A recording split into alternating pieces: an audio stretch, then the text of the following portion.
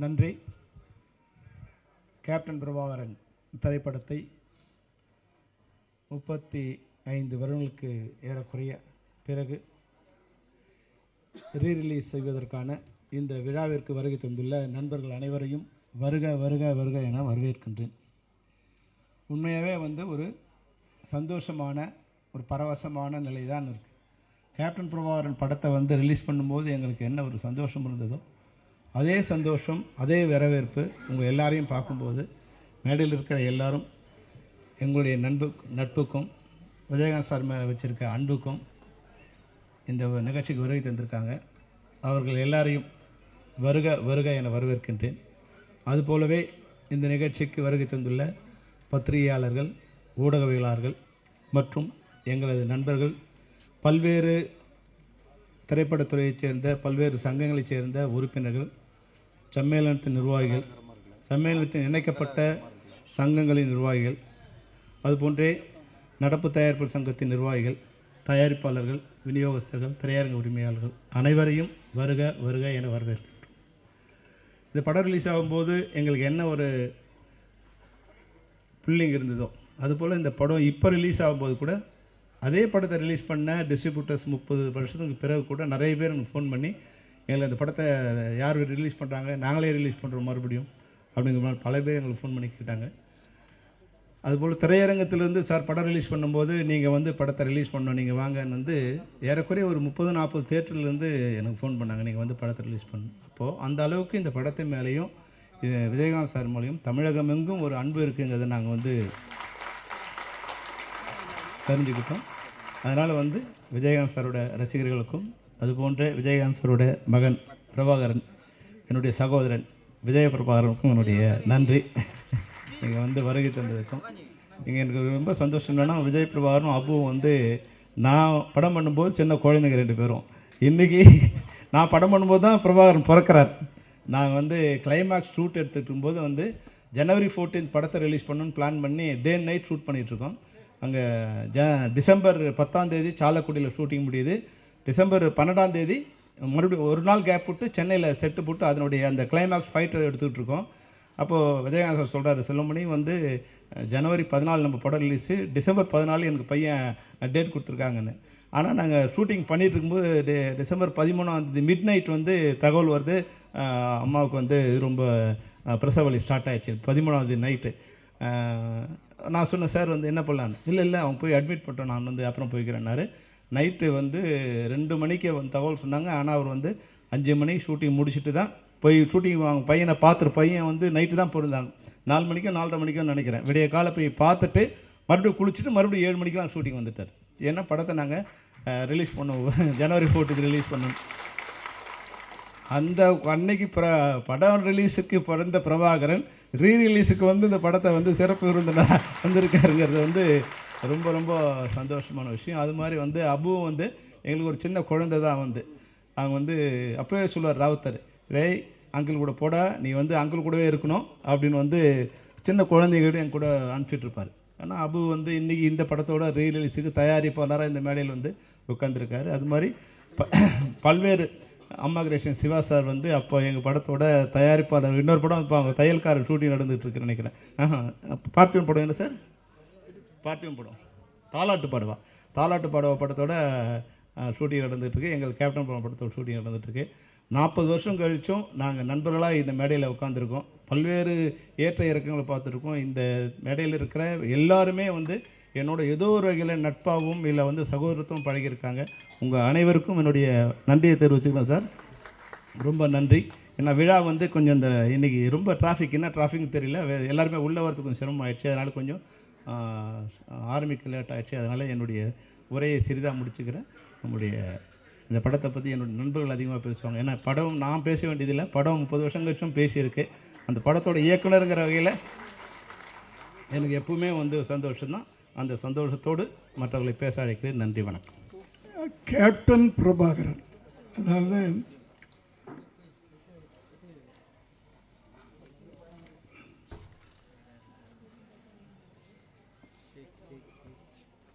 விஜயகாந்த் அவர்களுடைய 100வது படம்.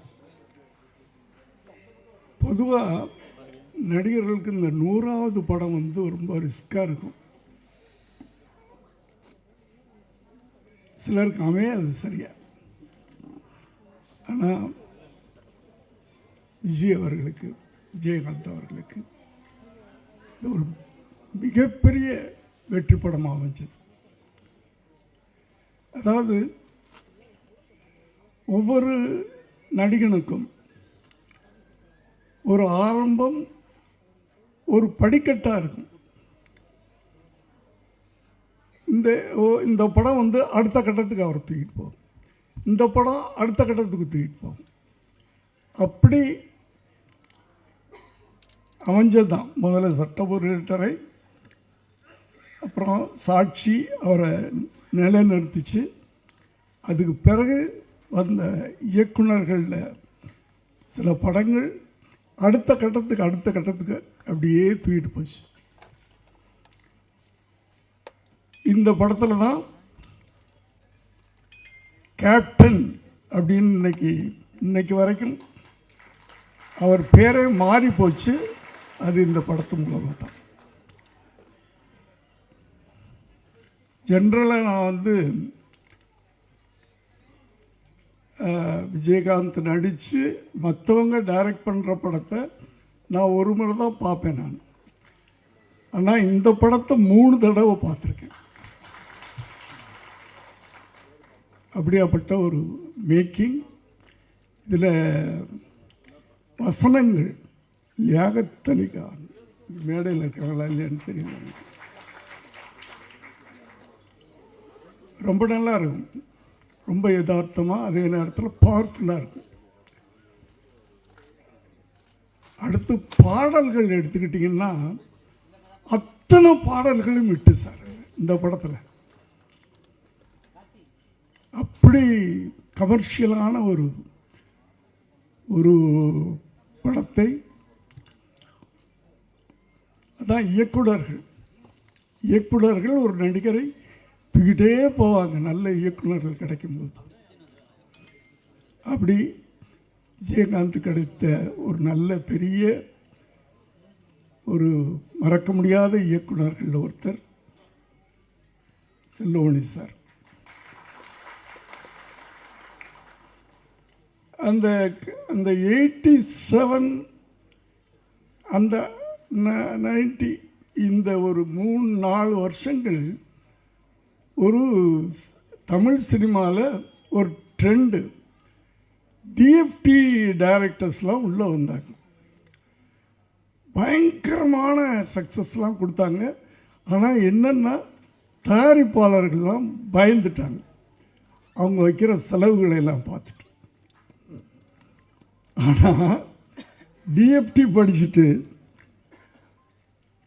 தயாரிப்பாளருக்கு ஒரு நல்ல லாபத்தை கொடுத்த இயக்குனர் அப்படின்னு நம்ம சொல்லணும்னா, ஏன்னா மற்றவங்களாம் இட்டு கொடுத்தாங்க, நான் இல்லைன்னு சொல்ல. ஆனால் ப்ரொடியூசருங்கெல்லாம் எப்படி அப்படின்றது ஒரு கேள்விக்குறியாக இருந்துச்சு. அப்போது இந்த டிஎஃப்டி டைரக்டர் மேலேயே ஒரு பயம் வர ஆரம்பிச்சிருச்சு ப்ரொடியூசர்ஸ்க்கெலாம். அந்த காலகட்டத்தில் 2 இயக்குனர்களும் எனக்கு தெரிஞ்சு, உதயகுமார் சார் அவரும் டிஎஃப்டி ஸ்டூடெண்ட். ஆனால் ஒரு நாளில் இத்தனை நாளில் நான் படம் எடுத்துருவேன், என்னுடைய ப்ரொடியூசர் லாபம் சம்பாதிக்கணும் அப்படின்னு. அதே நேரத்தில் பிரம்மாண்டம், அந்த பிரம்மாண்டத்தை விட மாட்டாங்க டிஎஃப்டி ஸ்டூடெண்ட்ஸ். அடுத்தது செல்வமணி சார், அவருடைய அத்தனை படங்களும் அந்த காலகட்டத்தில் அத்தனை படங்களும் தயாரிப்பாளர்களுக்கு லாபத்தை கொடுத்த படம். அப்படியாப்பட்ட ஒரு நல்ல படம் திரும்ப ரிலீஸ் ஆகுது. நிச்சயமாக இது முதல்ல நான் எப்படி ஓடிச்சோ அதே மாதிரி திரும்ப ஓடுன்னு எனக்கு நம்பிக்கை இருக்கிறது. இன்ப நாள் இது, இனிய நாள் இது. என் நகமாலும் இயக்குனர், பெப்சியின் தலைவர், பாசத்துக்குரிய தம்பி செல்வமணி அவர்கள் உள்ளிட்ட மேடையில் வீட்டிற்கும் அனைத்து திரைச்சிற்பிகளே, விழாவில் பங்கு கொள்ள வந்திருக்கும் சகோதர நண்பர்களே, தொலைக்காட்சி தோழர்களே, ஊடக நண்பர்களே, விஜயகாந்த் ஈண்டெடுத்த செல்வன் பிரபாகரன் அவர்களே, உங்கள் அனைவருக்கும் என் பணிவான மாலை தமிழ் வணக்கத்தை மகிழ்வோடு தெரிவித்துக் கொள்கின்றேன். விஜயகாந்த் அவர்களை நினைக்கும் பொழுது என்றுமே பசுமையாகத்தான் என் கண்கள் பணிக்கும். ஒரு மனித நேயத்துக்கு ஒரு உத்தரவாதம் என்றால் அது விஜயகாந்த் அவர்கள்தான். அவரோடு நான் பயணித்தது கூலிக்காரன், நல்லவன், தெருப்பாடகன் என்னும் புதுப்பாடகன். என்னை திரைக்கதை வசனகர்த்தா பாடலாசிரியர் ஆக்கினார் நல்லவனில். அடுத்து என்னுடைய ஈடுபாட்டை பார்த்து என்னையே இயக்கச் செய்து என்னையே இசையமைக்கச் செய்து தெருப்பாடகனை தந்தவர். அப்படிப்பட்ட மனிதரை என் வாழ்நாளில் மறக்க முடியாது. கடையேழு வள்ளல்களை பற்றி நாம் படித்திருக்கிறோம், பார்த்ததில்லை. நாம் கண்முன்னே வாழ்ந்தவர், வாழ்ந்து வள்ளலாக 8வது வள்ளலாக வாழ்ந்து காட்டியவர். 24 மணி நேரமும் ராஜாபாத தெருவில் அன்னமிட்டு கொண்டே இருப்பார்கள். அப்படி அன்னமிட்ட கை அவரது. அவருடைய காலம் திரையுலகின் பொற்காலம்.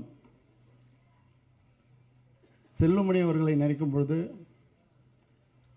2 படங்கள் தான் புலன் விசாரணையும் கேப்டன் பிரபாகரனும் ஒரு மைல்ஸ்டோன். வட இந்திய தயாரிப்பாளர்களெல்லாம் போட்டி போட்டு செல்வமணி அவர்களை படத்திற்காக இயக்குனருக்காக அட்வான்ஸோடு வந்து காத்திருந்த காலம் அந்த காலம். அந்த கற்காலம் பொற்காலமாக மாறியது. அப்படிப்பட்ட விஜயகாந்த் அவர்கள் இந்த படத்தில் கேப்டன் பிரபாகரன். ஆம், நான் தந்த அடைமொழி புரட்சி கலைஞர் கேப்டன் பிரபாகரன். இந்த புரட்சி கலைஞர் என்றது புரட்சி நடிகருடைய எம்ஜிஆருடைய புரட்சியையும் கலைஞருடைய பெயரையும் சேர்த்து தான் புரட்சி கலைஞர் என்று நான் கூலிக்காரனில் அழைத்தேன். மாபெரும் மிகப்பெரிய வசூலுக்கு சொந்தக்காரராகத்தான் அவர் விளங்கினார். திரையுலகில் எந்த ஒரு பிரச்சனை இருந்தாலும் முன்னணியில் வந்து நின்று அவர் பணியாற்றிய விதம் காலத்தால் மறக்க முடியாதது. நடிகர் சங்கத்தை மீட்டெடுத்து அதனுடைய கடனை அடைத்து அதற்கு ஒரு மிகப்பெரிய வழிகாட்டி அமைந்தார். அப்படிப்பட்டவருக்கு அவருக்கு திருமணம் நிச்சயிக்கப்பட்ட போது என்னிடம் சொன்னது கலைஞர் தலைமையில் நடத்த வேண்டும் என்றார். உடனே கலைஞரிடம் அழைத்து சென்று என்ன தேதி வேணும்னு கேட்குறாரு. 4 தேதி கொடுக்குறாரு கலைஞர்கிட்ட. நீ என்ன தேதி சொல்லு, நான் வரேன் அப்படின்னாரு. அந்த தேதி தான் நடந்தது. அப்படிப்பட்ட திருமண வைபவம் மதுரையில் அந்த மாதிரி ஒரு முத்தையா மன்றத்தில் அந்த மாதிரி எந்த காலத்திலும் நடக்காது, நடக்கவும் முடியாது. அப்படிப்பட்ட கடல் அலை போல மக்கள் வெள்ளத்தில் அவருடைய திருமணம் நடந்தது. அதை நினைக்கும் பொழுது எங்கள் கண்கள் பனிக்கிறது, நெஞ்சம் நெகிழ்கிறது. அவருடைய செல்வங்கள் அரசியலிலும் சரி சினிமாவிலும் சரி முன்னேற்ற பாதையில் செல்வார்கள் என்று சொல்லி வாய்ப்பு தெரிவித்து அமைகிறேன். இந்த ஆட்டமா பாட்டமா பாட்டு மட்டும் ஒரு ட்ரெய்லர் மாதிரி எடுத்திருந்தார். அதான் கேட்டேன், எவ்வளோ டான்ஸஸ்ப்பா அப்படின்னு. 60 டான்ஸர் 600 டான்ஸர் மாதிரி எடுத்திருக்கிறார். எப்படி நைட்டில் அந்த லைட்ஸோடு அவங்க புறப்பட்டு வர்றது, காவல்துறை அதிகாரிகளோட ஒரு ட்ரெய்லர், ஒரு பாட்டு போட்டால் அந்த படத்தை பார்க்கணும்னு சொல்கிற ஒரே ஒரு சூழலில் உருவாக்கிய ஒரு கலைச்சிற்பி தான் தம்பி செல்வமணி அவர்கள். வாழிய வாழிய வாழி என்று வாழ்த்தி விடைபெறுகிறேன். நன்றி, வணக்கம். எப்படி விஜயகாந்துக்கு ஒரு லியாகத் ஊருக்கு ஊர் போய் அவரை பற்றி பறைசாற்றி கூட்டம் போட்டு அவர் புகழச் சேர்த்தாரோ, அதுபோல் திரையுலகில் செல்வமணியினுடைய படம் அவருக்கு ஒரு கொடையாக விளங்கும் என்று சொல்லி விடைபெறுகிறேன். நன்றி, வணக்கம்.